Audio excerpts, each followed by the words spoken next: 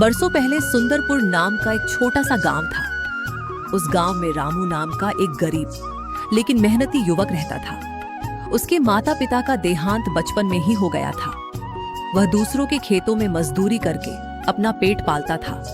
एक साल गांव में भयंकर सूखा पड़ गया।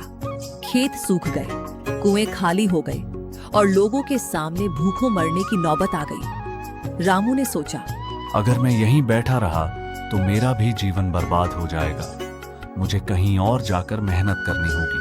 वह अपना छोटा सा सामान लेकर हरिपुर गांव पहुंच गया। वहां उसकी मुलाकात एक बड़े किसान धनराज से हुई। रामू ने हाथ जोड़कर कहा, मालिक, मैं गरीब आदमी हूँ, मुझे कोई भी काम दे दीजिए। मैं पूरी ईमानदारी से मेहनत करूंगा। धनराज ने कहा, मेरे पास 70 बकरियां और 30 गाय हैं। उनकी देखभाल करनी होगी, चारा देना होगा और बाड़े की सफाई करनी होगी।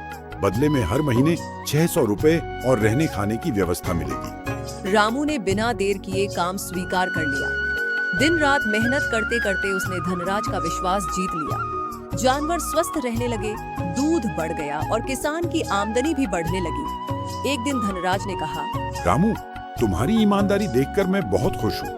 आज से तुम्हारी तनख्वाह 600 रुपए से बढ़ाकर 1200 रुपए कर देता हूँ। रामू खुशी से झूम उठा। उसने कई वर्षों तक मेहनत की और धीरे धीरे 80,000 रुपए जमा कर ली। अब उसने सोचा, इन पैसों से मैं अपनी जमीन खरीदूंगा और खेती करूंगा। लेकिन गांव में चोरी की घटनाएं बढ़ रही थी। इसलिए धनराज ने सलाह दी, रामू, अपने पैसे गांव के साहूकार लालचंद के पास रख दो। लोग कहते हैं कि वह बड़ा ईमानदार है। रामू ने भरोसा करके अपने पूरे 80,000 रुपए साहूकार के पास जमा कर दिए। 2 साल बाद जब रामू पैसे लेने गया तो लालचंद बोला, कौन से पैसे? कोई सबूत है तुम्हारे पास? रामू रोने लगा, लेकिन साहूकार ने उसे धक्के देकर भगा दिया। रामू दुखी होकर धनराज के पास पहुंचा। सारी बात सुनकर धनराज मुस्कुराए और बोले, चिंता मत करो, लालच का इलाज लालच से ही होगा। अगले दिन धनराज एक बड़ा लोहे का संदूक लेकर साहूकार के पास पहुंचे।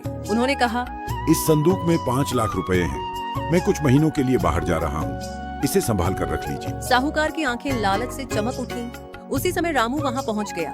साहूकार तुरंत बोला, अरे रामू, मुझे याद आ गया, तुम्हारे 80,000 रुपए मेरे पास सुरक्षित रखे हैं। रामू ने पैसे ले लिए। तभी धनराज का नौकर दौड़ता हुआ आया और बोला, मालिक, बाहर जाने की जरूरत नहीं है, व्यापारी खुद हमारे गांव आ रहे हैं। धनराज हंसते हुए बोले, तो फिर यह संदूक भी मेरे साथ ही रहेगा। उन्होंने संदूक उठाया और वहां से चले गए।